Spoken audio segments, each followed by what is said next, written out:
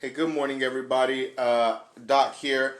Wanted to talk to you guys about some spiritual sweeping, what we call in our culture barridas. Barridas, like I said, it just does mean sweeping. And many people are familiar with barridas in the forms of the eggs or with herbs. So I want to talk about those things today and just give you guys a little bit of information on them. So today's session, we hope to be about an hour, no longer. So again, those of you that are joining with us, if you love the videos, please share the videos. They will be up on YouTube next month, I believe. Pat is working on getting all those things together.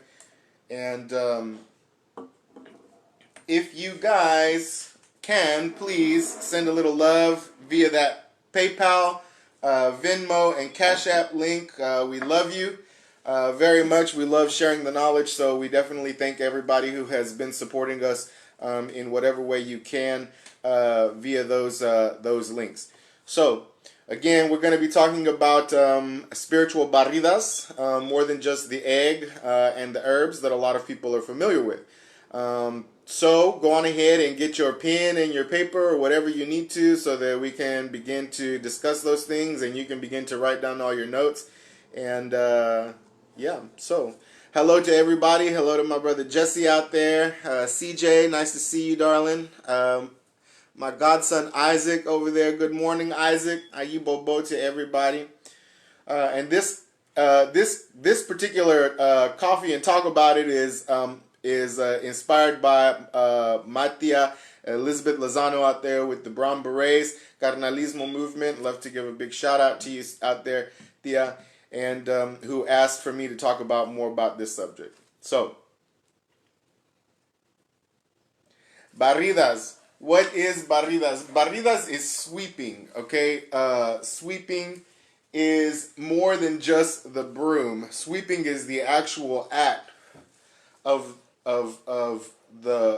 what you're doing. Okay, the most popular barrida that is out there is a barrida with the egg.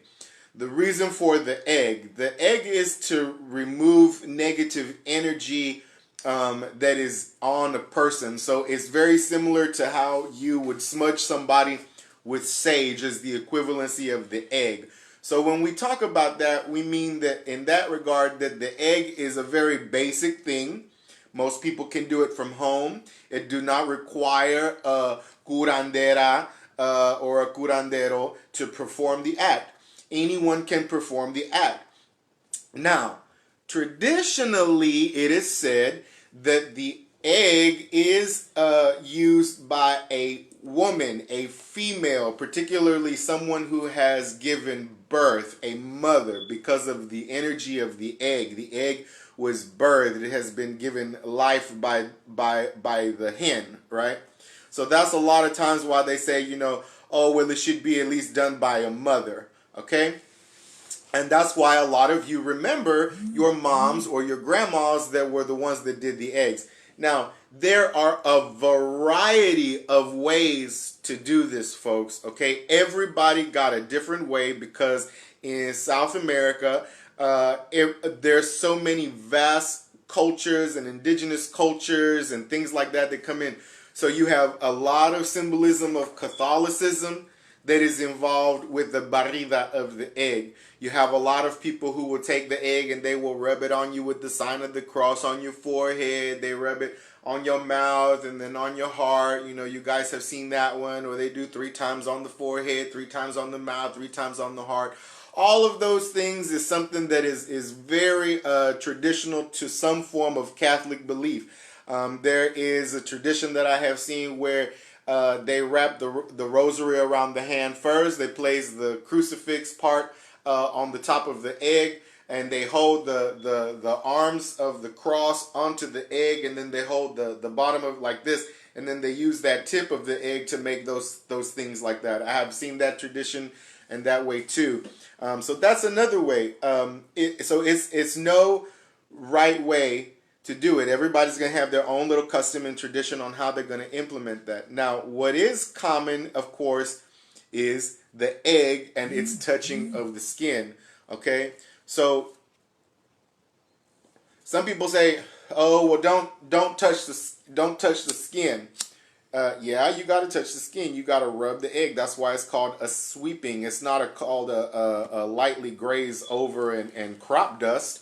It's called a sweeping. So you need to sweep that thing just like you would a floor. And that is exactly the energy and intent that you have to have, is that the item that you are using is removing and or absorbing. In this case, the egg is also absorbing, okay? It's like almost like a shop vac, okay? And so you want to start from the tip top of the head, that crown. Cleanse that crown first, come all the way down. And usually the sign of the cross and all that works, because really what you're doing is you're compartmentalizing things, right? However you say that word, you know what I'm saying.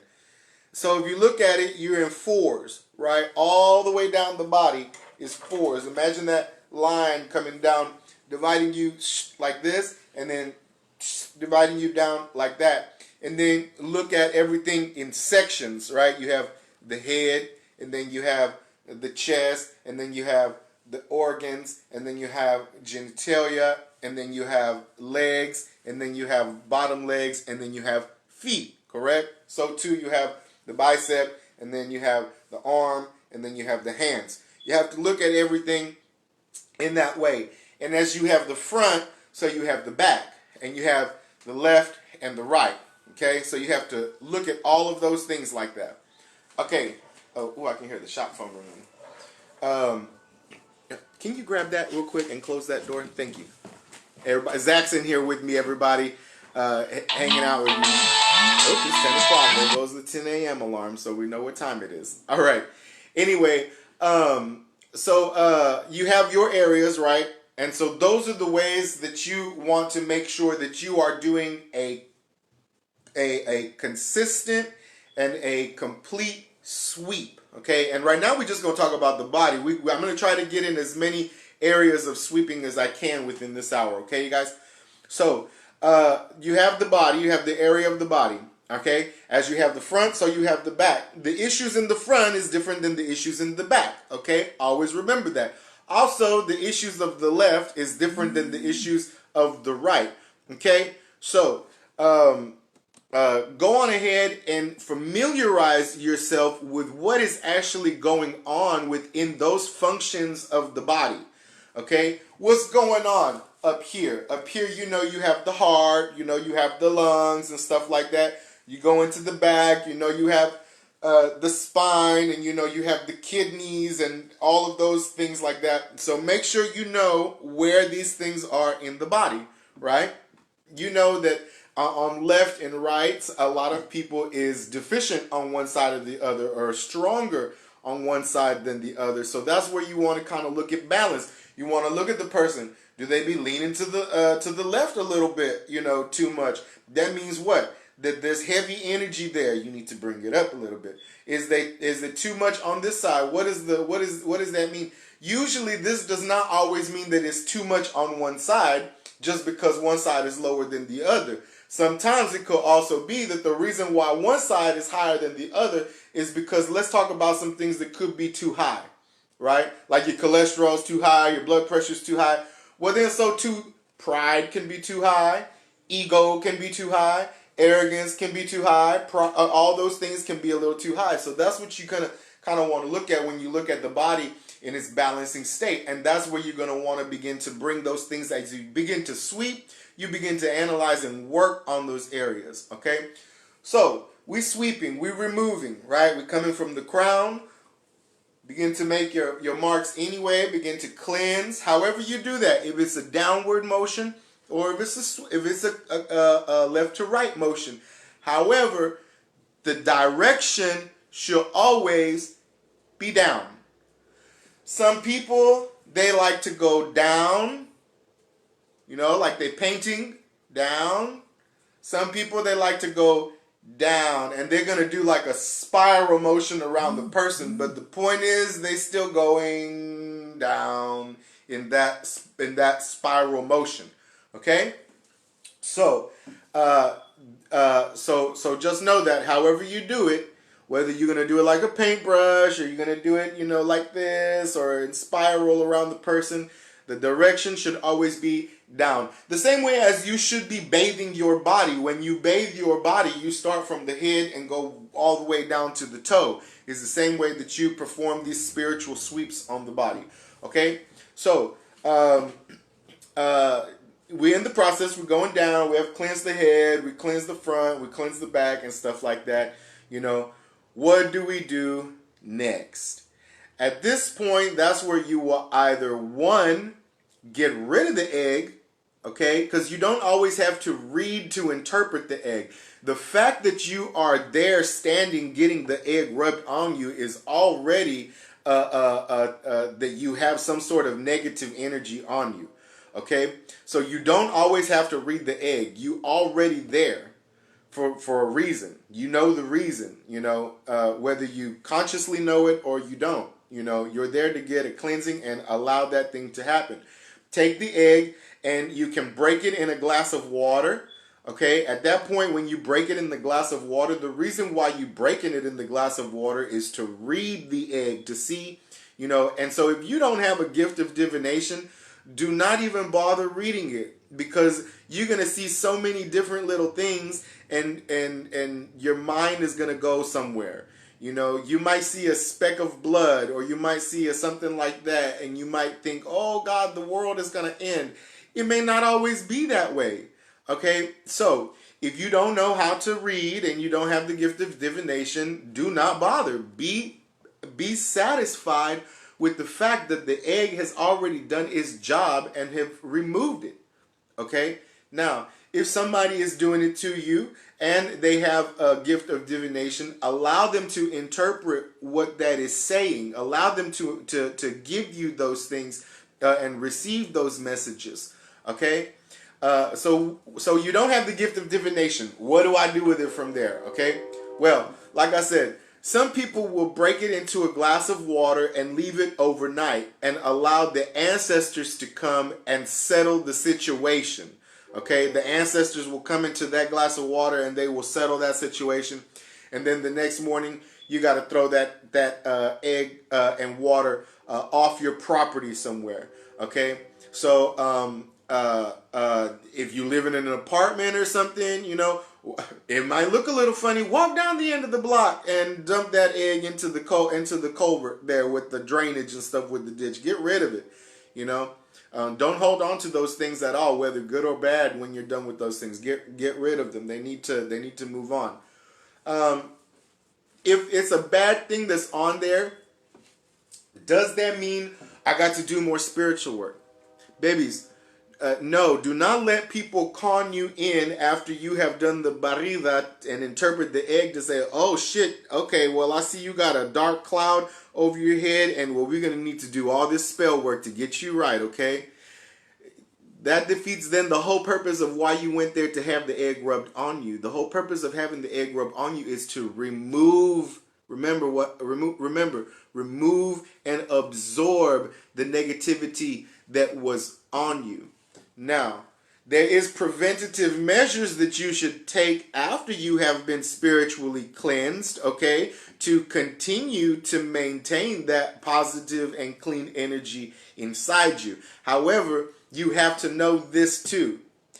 The same way that you have to continue to sweep your floors and bathe your body because they get dirty naturally your spiritual essence will also get dirty. So it's not just a one-time thing. You will regularly have to do these things. You will regularly have to sweep the body of any negativity and impurities that might be around it. Okay? So, let's see. So we got the egg off the property and stuff like that. We are now cleansed. Some of the preventative measures that you could do is to use a little lavender oil, use maybe some hyssop oil or some kind of protection oil, put that on the body. You can do a spiritual bath to increase protection, stuff like that. That's really what you want to do after you have that basic barrida, is put something there that can protect you at the same time. A lot of times when you go to the curanderos and stuff like that, after they do the barridas and stuff, they will give you a little trinket or a token or a necklace or something afterwards for protection and safety. And that is a natural process. That's a natural, or not a natural process. That's a very common practice. And for us, it is a natural process, right? To give those things. But, so that's the secondary step that you should take from that. So again, the egg, I said we were going to talk about more than egg. The egg is your basic, but I want to tell you guys those things about el huevo because there's a lot more out there about it, So remember, the one thing is that there are many different ways to implement a barrida with the egg. The most common thing that you do have is the touching of the egg to the skin, and again, downward motions in whichever way you feel to implement that, downward motions. And also remember, the egg does not just remove negative energy, but it also absorb negative energy. What do you do with the egg when you can't interpret it, or if you don't have that gift? Simply crack that egg into a glass of water, set it in a place for your ancestors to settle the situation overnight. Next day, remove that egg off the property. If the person is doing it to you and they have the gift of divination and there's a message that you must receive, allow them to deliver you that message, but don't allow them to tell you that you got $1,500 worth of spell work now that needs to be done so that you don't ever have this happen again. Okay? Don't fall for that. So that's the egg. Let's talk about another one. Let me get some coffee.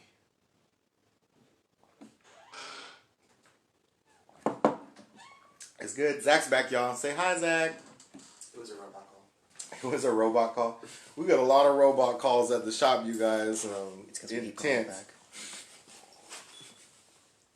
All right. Hey, Miss Caroline. Okay, well, we see you when you get back, when you get off work. Have a good day at work. Next thing we're going to talk about then in barridas, in the sweeping, is las hierbas, or the herbs.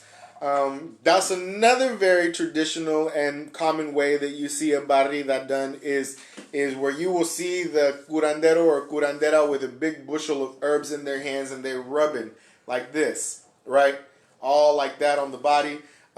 Sometimes they not just it's not just the herbs. They will dip it in waters and spiritual waters, and they tiran con la agua. They'll hit you with that water, and then they'll brush you down and stuff like that. And that's a full barrida y it's called sweep and mop. I forget how they used to say it. Anyway, but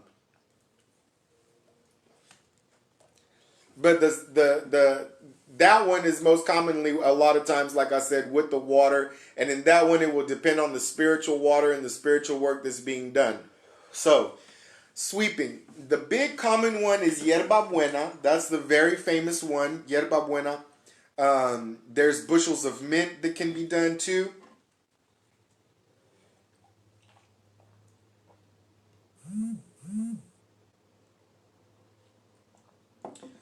There's bushels of mint that can be done too.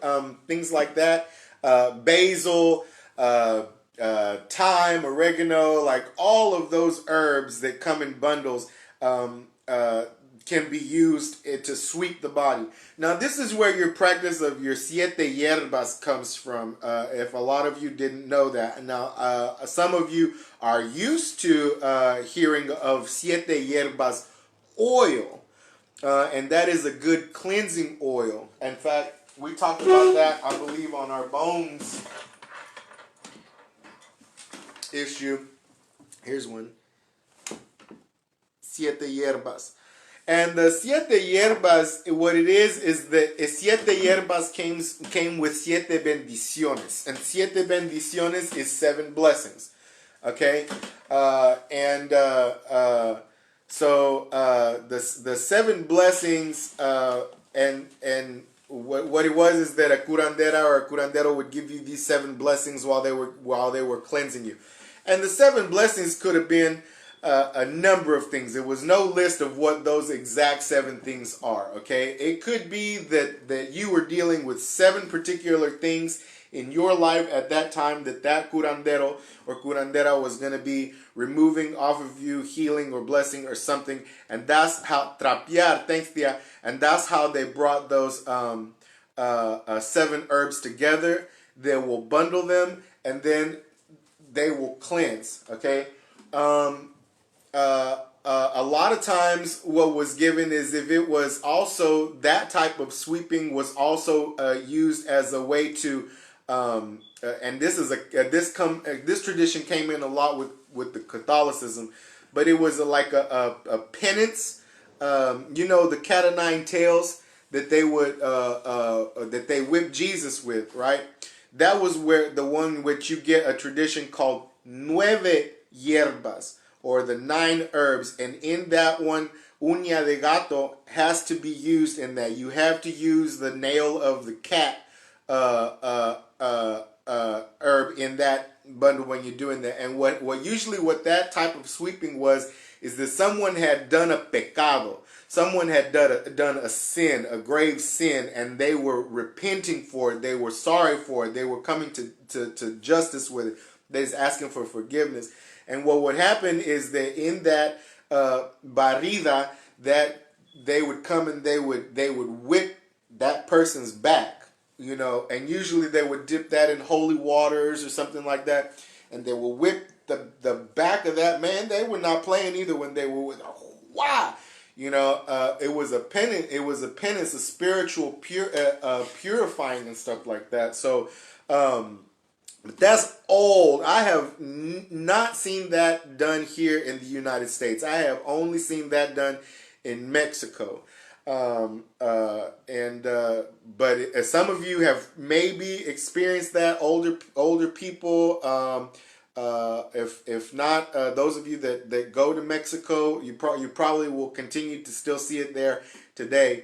So that's nueve hierbas, and remember the one that was in it was uña de gato, the cat's claw, and that was the number one thing that had to be in it. Then the other one was siete hierbas, and siete hierbas come from the 7 blessings. So really, when you're implementing that, of course, you can be when you're using those herbs because you're going to be on the skin. A lot of times what will happen is when it comes to the hierba portion of that, you do see a lot of people that are clothed, but in a more traditional sense, the body was actually down into their underwear. So the women would be in their underwear and bra, and the men would be in their underwear.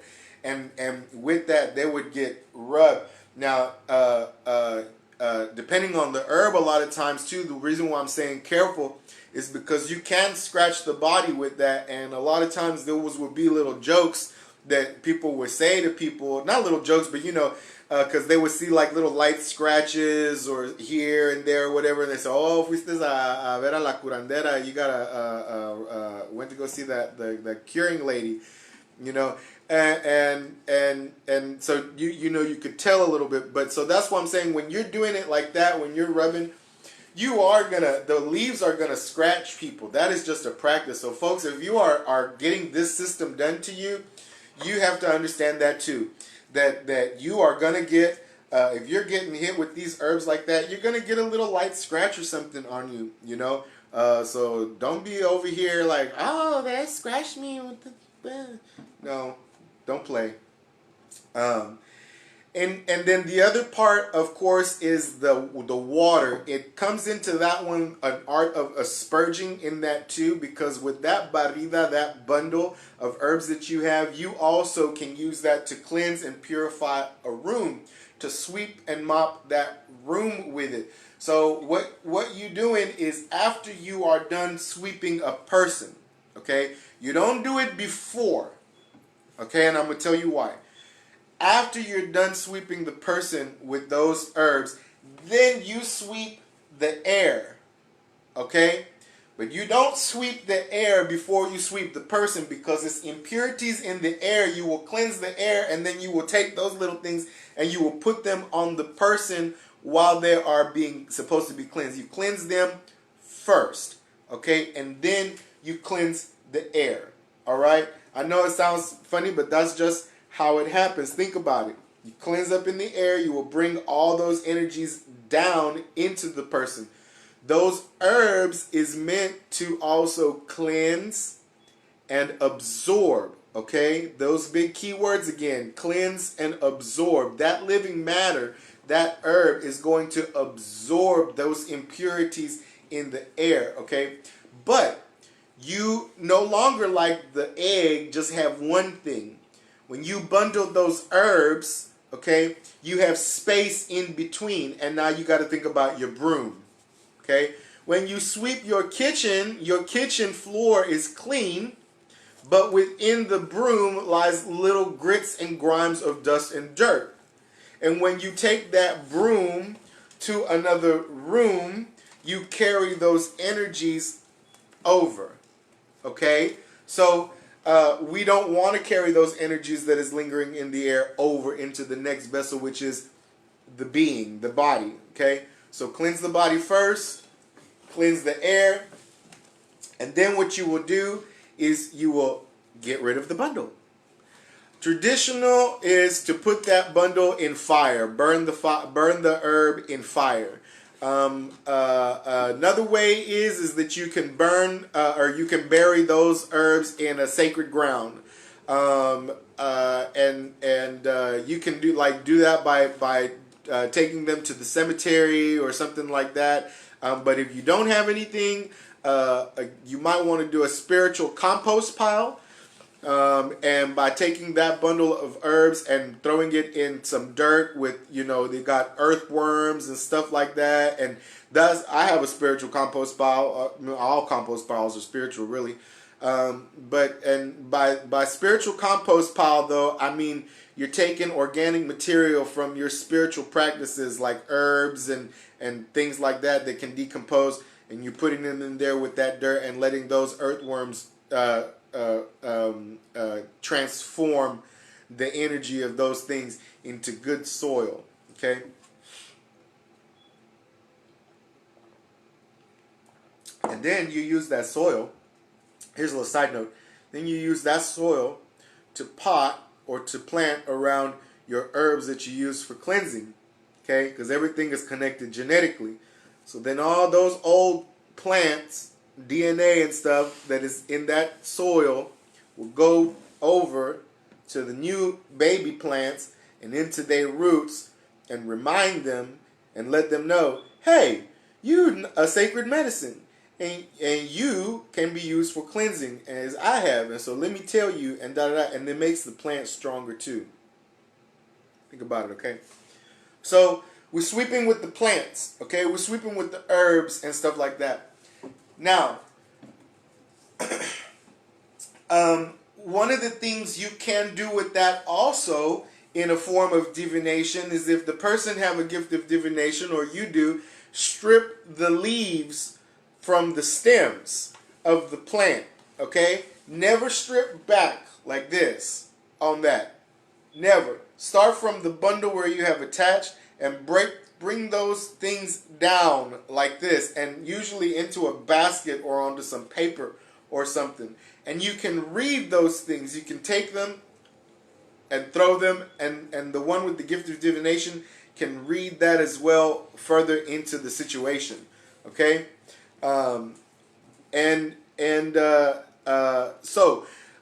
Big thing with that one, again, like I said, is that not only can it be used for sweeping, but it can also be used for asperging. So what is that? That is where you dip it into the waters, and then you sprinkle like that onto the body. Okay. Usually that art is performed after the sweeping. Yes, you can use the same bundle, but it is preferred to use a separate bundle. Okay, Usually, but that is again like we did the secondary medicine where I say with the egg after they would have removed, they would have done something for protection as a preventative. So they would have given you some sort of charm or something like that. This the same way with this method also when you do the asperging. The asperging is the preventative. So in this way, when we're using maybe a holy water, or we may use Florida water, that's where all those different waters begin to come in also.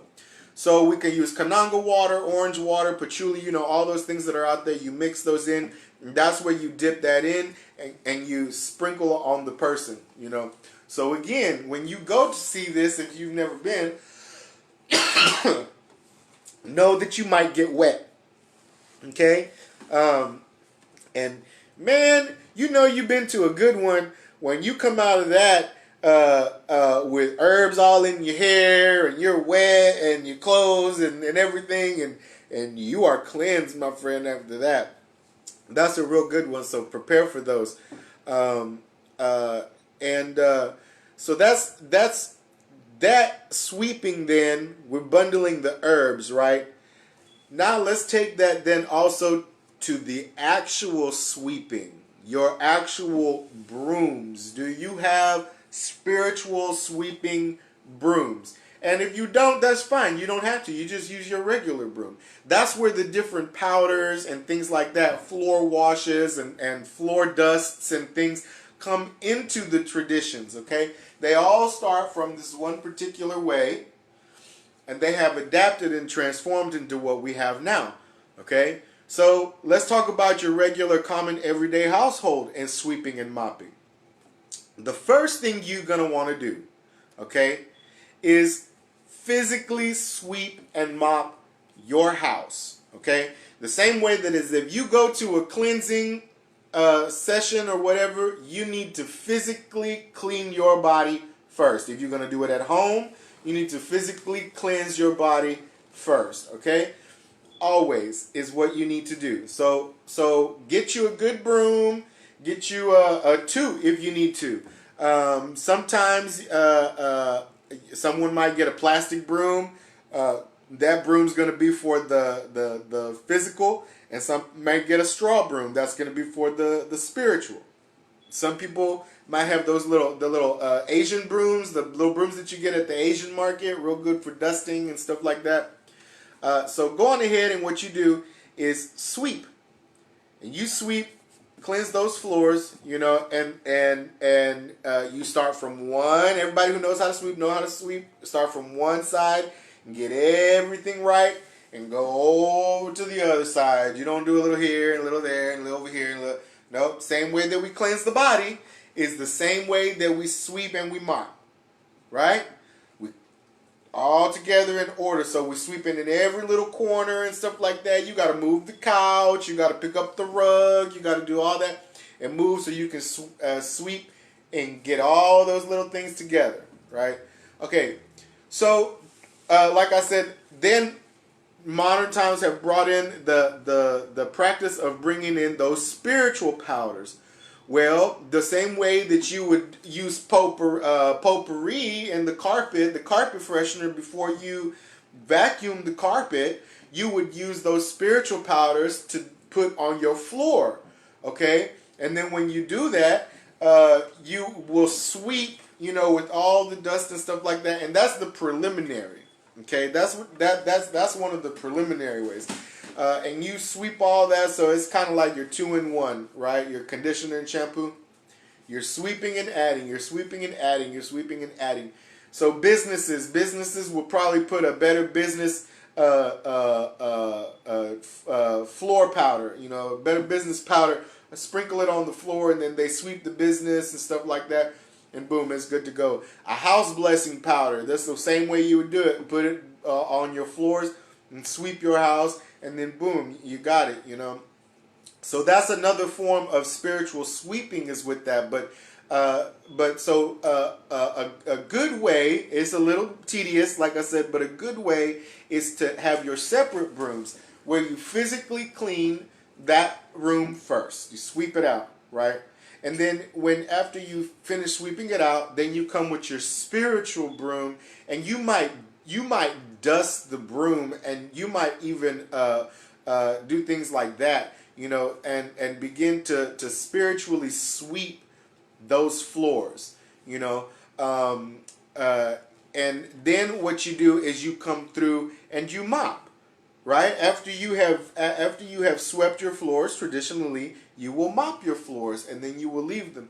So that then is where the spiritual waters come in, and you put those into that mop water, and you take that mop and you mop that floor, and then you let it dry. That floor then has been mopped physically and spiritually, and different things come in different ways too, folks. You don't always have to have the Better Business floor wash, or the Quick Money floor wash and stuff like that when it comes to matters of money. You don't have to have the spiritual house cleanser floor wash, or the peaceful home floor wash when you have those things at home, and you probably don't even know it. They're all underneath your kitchen sink, most of you. And the cleaning supply products, you can put all those things into your mop water. Let's talk about them. Anything pine, so your Murphy's oil, your pine sol, those things like that you're going to put in there, right? That's cleansing. That's money. That's prosperity. That's luck. So when you putting that in there, you have to give it that intent. You got to give that pine salt that intent. You got that fabuloso, right? I know all y'all out there got fabuloso. I know y'all do, and they come in 16 different flavors. You have your lavender, you have your strawberry, you have your lime. Think about all those flavors, all those things. You can put those things. Lavender is peace. That's your peaceful home right there. Okay. Your cherries and your strawberries. That's love and joy and things like that, right? So think about those things. Yeah, everybody, those of you that know how to work with ammonia, you do your little bit of ammonia in your mop water, and that's cleansing. That's power and protection right there. Is that so all those things, those spiritual waters, you can make them for at home. That's how all of these aguas started. Don't ever forget that. And for some of you that need to make a spiritual water, this is a great way to make spiritual waters. I love this because my grandma used to do them like this. She'd get that thing of fabuloso, and inside that jar she would put bay leaves and things like that, eucalyptus, whatever, and she would make that into a spiritual mop water. And whenever she was going to mop the floor, she'd just go grab that thing of fabuloso and pour a little bit into the mop water and put it back onto the thing. Same thing with the ammonia. The ammonia had hyssop and rue in it, and so she put a little bit of ammonia in this one, and the también went with that. So those are ways that you can do those things at home, folks. And that's how a lot of us came into the craft of how we make these spiritual waters. The way I make spiritual waters, if is in that way. It's a long process, and then I strain and I do that, and that's how we come up with the process of our bottled waters here at Midtown Mojo. Let me just say, I'm not using Fabuloso and pine salt in those spiritual waters, folks. We're actually using good clean water, and we use Everclear to strain the materials from the plants. So I don't got gallons of Fabuloso in the back, and we're sitting with herbs. Wow, there's nothing wrong with that. That is not the degree of what I want to bring you from my company, but that is a good way to have those things at home. Like I said, my grandma, that's what she used to do. That's how we learn on that, and that's sometimes how you got to do at home, because there's just no other ways of means, and it's good for you to get into those practices. So we're talking about barridas, and I wanted to go on ahead and include the mopping portion in there as well. That for the body and the home, there's spiritual sweeping, right? So make sure that you are cleaning those places inside your home, okay? Now, we do it inside the home. The same way that we do outside the body, we have to do inside the body. That's where your spiritual cleansing teas come in. The same way that you do inside the home, you then need to do outside the home. So we need to look at the walking areas, the areas where people walk. You need to spiritually sweep and mop those areas too. Usually what most people simply take the spiritual, they will sweep the areas. They put a little, maybe you could put a fiery wall of protection powder or something like that. If you don't have a powder, you can simply use things like cayenne pepper. So let me tell you right now, here's a good mixture to cleanse your walkways and stuff like that on the outside. Get you some sugar, get you some cayenne pepper, okay, and get you a little bit of salt, okay, and if you have a little bit of hyssop and you have a little bit of rue, go on ahead and mix that in there too. If you don't have those things, that's fine. What you should have in your kitchen though is a little bit of garlic. So go on ahead and sprinkle some of that, even the garlic salt, whatever, we're working with what we got. Sprinkle that garlic salt in there, or put a little bit of garlic powder in there. Also, look for some rosemary, look for some thyme. Okay, you can mix those things in there too. If you got any comino, because I know all my people out there, they got some sort of comino in their cabinet. Put a little bit of comino in there too. Okay, grind those things up, take those things outside, put them on that sidewalk, and sweep your sidewalks and your doorsteps and all those things. You don't mop your sidewalks and your stoops and things like that if you have concrete and stuff. Now, if you have tile and stuff like that, go on ahead and mop it and whatnot. But what you want to do is you want to take a mixture of those spiritual waters, okay, in a little bowl or something like that. And you want to then, after you have swept, wet that area down, okay? Let me tell you a little trick that I learned from my grandma. Take a little bit of that aceite. Take a little bit of that aceite and put it on your thumb, right? And when you go outside, you know, you have it in your, because she have a little apron thing, was the cutest little thing. You know, a lot of abuelitas, they have those little aprons. She has a little apron with her little aceite. And she go outside to water her plants, and she take her little thumb, and she put it on her aceite, and she have everything, and she put her thumb on the hose. And as the water was coming out, it have that oil on it, right? You see, that's creative, right? So she would do that to her sidewalks. She'd take a little oil, she'd put it on the tip of her thumb, and then she would spray the sidewalk down on the path into her house, and then boop, and she, you know, that was it, right? So be crafty and clever in the way that you do things. But one way that you can do it, like I said, is mix those things in a bowl or something and go out and pour that spiritual water onto those sidewalks and those concrete areas around your house. You can do your foundations like that too. If you can see the concrete and foundations, do the doorposts of your home. Real good blessing for the doorposts of the home, by the way, and your entrances comes from the Jewish tradition of the Shema, the S-H-E-M-A, and it's the scripture that is placed. Many of you see it as the mezuzah, the little thing on the doorpost. Inside of it is a scroll. You can get those from the Jewish Community Center. You can print them out online, but those are very good protection scrolls to keep on your doorpost. So that's the outside of your home. That's the inside of your home. That's the outside and the inside of your body. We're talking about spiritual sweeping.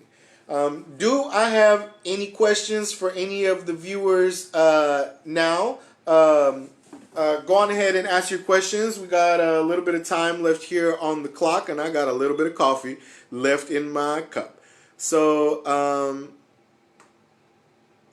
let's see. Katie, I was told you have to leave the herbs on the floor for 7 days before you sweep. Well, baby, if that's what you were told, that's good. You can definitely do that. I cannot go without my floors being swept more than 1 day. if it's how you were told, baby, it must have been for a reason. So you gotta leave them on there for 7 days. Okay. Let's see. Any other? Yes, Everclear is one of the best ways to bring those things out of those herbs much quickly. But you can use regular alcohol. There were several bottles of just regular alcohol too. Some people at my grandma's house, some people say the green alcohol works best. It doesn't really matter, folks, on one way or the other. The only difference between one alcohol and the other is the mentholated thing. That's why it's green. So let's see. Any questions?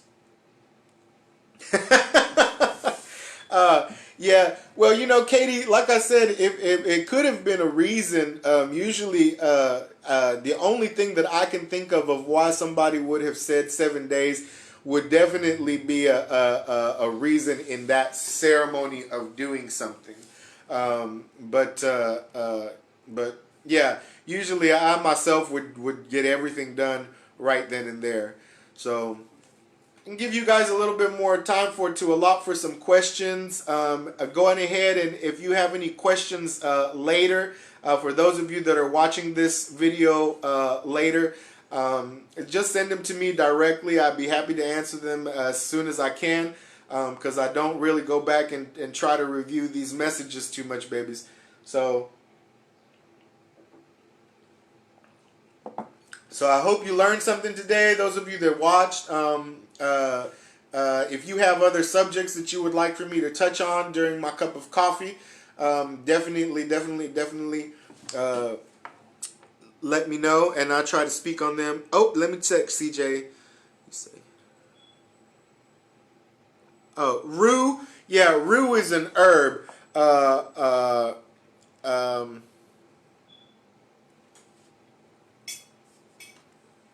Yeah, so yeah, rue is an herb. That's if you I hope you know, but if you don't, that's an herb, and you can actually get rue from any garden store if you can't find it at a magical store.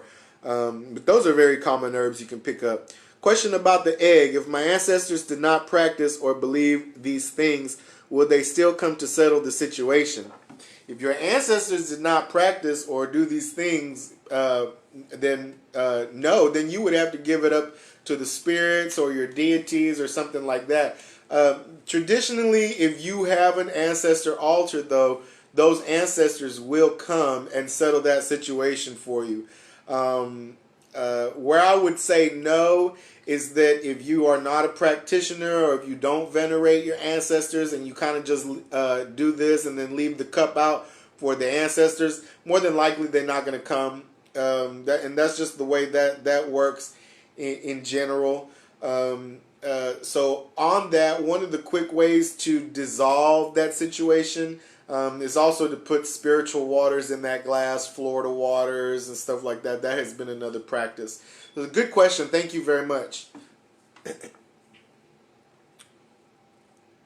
Oh, okay, yeah, absolutely.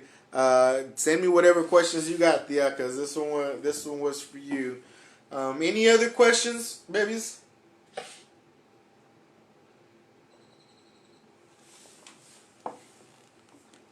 Well, bottoms up. That's the end of the cup. I love y'all. I'll see y'all later. Remember, we are open regular hours, 12 to 8. Window service and pickup only.